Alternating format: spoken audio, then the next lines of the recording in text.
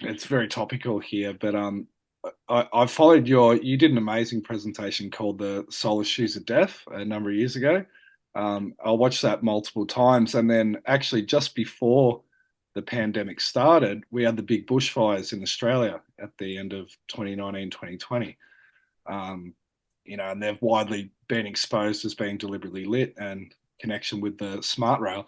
But what they did, I remember watching on TV, and they did a big memorial for the bushfires and the fire, and they brought out the firefighters' shoes, and they were the front picture. And I know you've explained this before. It's kind of classical conditioning. It's kind of like Pavlov's dog. But do you want to explain to the Masonic purpose for the shoes? I mean, we won't go right into it, but if you just explain like where you first stumbled on because I was really fascinated when I saw that Yeah, present. I think the shoes are really interesting as well. I had no idea once again, but I no, this is my path. I fumble around, stumble around, and then suddenly like, what the hell? But I don't want to underestimate myself as well because I'm like Rain Man in this area. So it's a matter of a combo of so anyway, so I've looked into hundreds of cases, and I started seeing these shoes that were lying around like so many times. They're just shoes, and very often trainers, and most of the time Like, Nike. And normally, if I, let's say I've been shot at or whatever, I mean, I don't sit down and take off my shoes and then start running. I would just go for it. I would even keep them on because most people are more comfortable with running shoes. And here they were lying again and again and again, so many times, like a plane crash, alleged plane crash or whatever. And the photo is not of the plane, but of a shoe. yeah, And right in the middle. if it was an emotional thing, it would be a kid's shoe, a burnt little, and with a drop of blood on or something to get. So I got fascinated by these shoes and I started collecting them. I have like the world's biggest research vault, which I'm happy to share if anybody is. It's more than 5 terabytes. I've got it on external hard drives. It's my whole life work, perfectly organized. Please contact me if you're interested. info@lightonconspiracies.com. So anyway, so I started putting like hundreds of shoes into these folders and just like, what is going on? I don't understand, but here they are, here they are, here they are, here they are, again and again. And in Melbourne, my God, you had shoes all over the place. And often when I checked the victims or uh, people that have officially been killed, one shoe off, two shoes off, but the number of shoes never matched up with the ones that were lying around. So it wasn't like this woman had only one shoe left. She had a red shoe on, so the other red shoe was over there. No, not at all. And these were sometimes outside the crime scene. They were just lying, and the police didn't touch them. Very odd. And it's one thing if it happened once, but if it's up in the hundreds, something is going on. So I started doing shows just saying, I don't know, but what is going on with these shoes? And this led to me being contacted by a person, still don't know who the individual is, but I'm very grateful, an insider who said, you're doing well, but you have to understand what you're talking about. I said, please inform me. And so he said, these are Freemasonic symbols, and these events are Freemasonic rituals very often, satanic rituals, where one shoe off, just like the Freemasons having their own rituals, one shoe off means that this person is doing it voluntarily, often with one trouser leg up as well. You will see that on many victims as well, Yeah. one trouser leg up. Two shoes off means homage to the sacred space where this takes place. So I thought, okay, I did not know, but that makes a lot of sense here. So I started talking about that. And then the shoes also have a very symbolic meaning in many different cultures. And also a lot of it with the Kabbalah and also Israel, we're back there again. The Holocaust, the alleged Holocaust. The official name is Shua, shoe on, and they have like the symbol of death that has been connected to the Holocaust is their shoes. There are these mountains of shoes saying this is the proof of 1 million people died. As a Like in forensic detective, Budapest, yeah, in Budapest, they're all on the river. Budapest, near the Donau River, you got them. But it's in many different places where the shoes says death. And when I think it started at least with the Holocaust, but it was before that as well. But the Holocaust was the big breakthrough when our subconscious started connecting shoes with dead people. And when you look at it from a forensic point of view, that pile of shoes doesn't prove that the owners died. It means that a lot of shoes have been put in a pile. That's the only proof it is. I'm not saying they didn't die. I'm saying it doesn't prove anything. But the shoes were boosted with this whole thing. And I've been around to death camps and stuff like that, and former concentration camps, also been totally taken in by these piles of shoes. I've had tears in my eyes, I completely bought into it. And then I started seeing that something completely different is going on.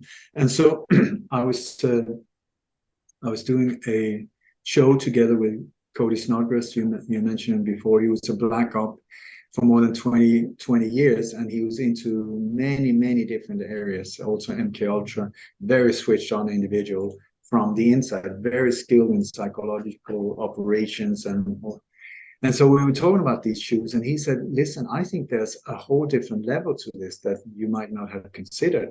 I said, please teach me, tell me. And he said, in MK Ultra, which is mind control, many times the reason for mind control is to be able to control the mind of that individual so that you can get them to do what you want them to do. Become assassins, become patsies, do whatever, things like that. Mind control. They really want to get into a mind and try to control it with manipulation in different ways. So Cody said that the way that they break down individuals to become mind control assets is that they handpick people that are very easily hypnotized or suggestion. Yeah. There you go. Open to suggestion. And we are very different as individuals to these type of things, but they handpick them. And then some of these poor buggers are put through absolute hell. I mean, literally incredible pain, incredible traumas, rape, whatever, because they found out during the 50s and 60s, CIA and these bizarre laboratories, that if you put people through traumatic events that are painful enough, your personality will just say, I can't take this anymore, I'm out. And boom, suddenly a second personality is created, completely different from the first one. So they found out through drugs and torture that they could get people to create multiple personalities inside them. So they needed some kind of switch, some trigger, so that they could actively say switch on, switch off, like that. And what they found was that if they kept the same pattern every time, then in the end, the pattern could be the trigger. For instance, while being tortured, they could play over and over again while these people were going through absolute hell. In the end, all they needed was to put on Mary Had a Little Lamb. No more torture needed, but the person would switch into the second personality. Or it could be an upside down dolphin, it could be anything like that. They call it a trigger. You would see that in many Hollywood movies where sleeper cell, some assassin, that doesn't even know that he is an assassin. Maybe he's a car mechanic, he's working as the normal day, the phone call rings, he picks it up, Mary Had a Little Lamb, and suddenly he goes into like a completely different shift and go off and kill someone, then to come back and get reactivated again, knowing that he just did that. So the trigger, very important. So Cody, former Black Op, suggested that the shoe could very well be a mind control trigger on a global scale, because it's beyond languages, it's beyond, it can be used anywhere. And so if you have something connected with death, that's a traumatic thing for us. But at the same time, we're drawn to our own destruction. That's why people are really fascinated with train wrecks and car accidents and stuff like that. So we look, we don't want to see blood, but we look, we keep looking, and oh my God, once we see it, that's the traumatic boom impact. Then I've spoken to psychologists, and they say our eyes are then trying to find something familiar to rest on, get away from the trauma. And so if you put something familiar that does not look hostile in any way, like a neutral thing, like a shoe, that if that has been connected with these type of traumatic events over and over again, it would be a second impact. It would just amplify the impact. You think yourself, instead, boom. And then, and that's like particularly when they do it on a news clip, because you have the shoe, and then you got the emotional triggered response, and then they go to the advertisement or the introduction of what they want the solution to be. And I mean, I saw this so many times after I watched your presentation. It was just amazing.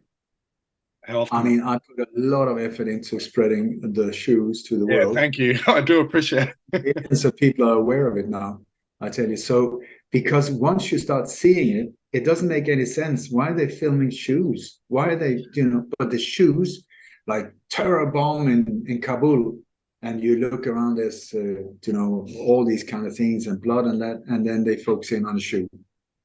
Or a truck attack, or a terror attack, or a Melbourne attack, this and this, and then the camera goes down and it's on the shoe. Or the victims have one shoe off, two shoes off. How is that even possible? Sometimes the news headline is just like terror attack, and it just has a shoe, nothing else. I know. Anyone who doubts me, please go to Google Images, Dayton, Ohio. The shooting in Dayton, Ohio. There's like 48 shoes in a parking lot just lying there, and they say this is the proof of the mass shooting. Brand new shoes. I mean, how? It's just a pile of shoes. That's how sick we are. But anyway, so the shoes have been connected to all different areas that is connected to death. Illegal immigrants that are drowning in the Mediterranean, women being beaten to death in their homes, rape, so many different airplane crashes where the focus is on the shoe. You see the smoking debris of a plane. Yes or no? Was there a plane? Was there not? Sometimes, I tell you, you have to ask yourself. And then the missing children, they do it. Missing children a lot, too, with this shoe. Missing children. You have in nature parks in the US, the national parks, a lot of the children are missing. The shoes are left. It's like the shoes. And then if that is correct, that this one triggers you with your subconscious, because they want us fearful at all times, if that is the case, then what do you do in the morning? You put on the radio, you listen to the latest news, mass shooting, oh my God. Well, the news is always negative. If you haven't noticed, it's more or less always negative and fear-based. And then you put on the shoes. That's the first thing you do in the morning before you leave. So you look at the shoes, your subconscious get triggered. You're under stress and financial pressure, whatever, many of us. And then you drive down the highway. How many times have you seen there's one shoe lying there on the highway? One shoe. Who dropped it? Yeah. So everything is the cheapest psychological operation ever. They just drive, throw out one sneaker there and another one on the other side. That will affect like thousands of people on a daily basis. I've always wondered that. Do you think they are actually going out and positioning shoes out in the public? Because you see that all the time. The answer is yeah. Yeah. Yeah. Well, how easy is it? How easy is it? Drop a shoe out, it will stay there forever. And people, every single one, oh, a shoe. Who dropped that? Why is it trigger? And Yeah, I mean, this goes into even the how they're using product placement in these false flag yeah. attacks too. And we just had another bus crash in Australia, and he's come straight out today holding a big Coles. I mean, we even had the Lint Cafe. The Sydney Siege here was called the Lint Sydney Siege. Can't believe how Can they. you say again what was he carrying out? Oh, he had a Coles is a big supermarket franchise in Australia. There was this big bus attack last week, and he's come out wearing a black hood. He's got eyes almost like the Grim Reaper, and he's holding the bag directly in the middle of the photo. And I saw it this morning, and I'm like, that's kind of how you talk about product placement. Can you And please send that to me? I I will, mean, yeah. that is exactly how they do it.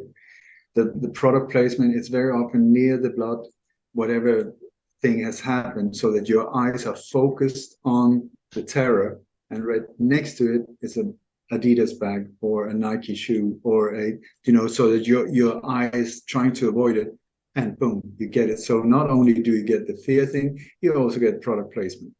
And It's then when you go ISIS was sponsored by Toyota, Toyota truck. every single vehicle, I've pointed that out 100 times. You tell me one photo of ISIS where it's not a Toyota. And so a friend of mine contacted Toyota and said, how on earth can you supply this biggest threat to humanity ever with your cars? And they said, we have not sold a single one. So who bought them? The US State Department. I rest my case.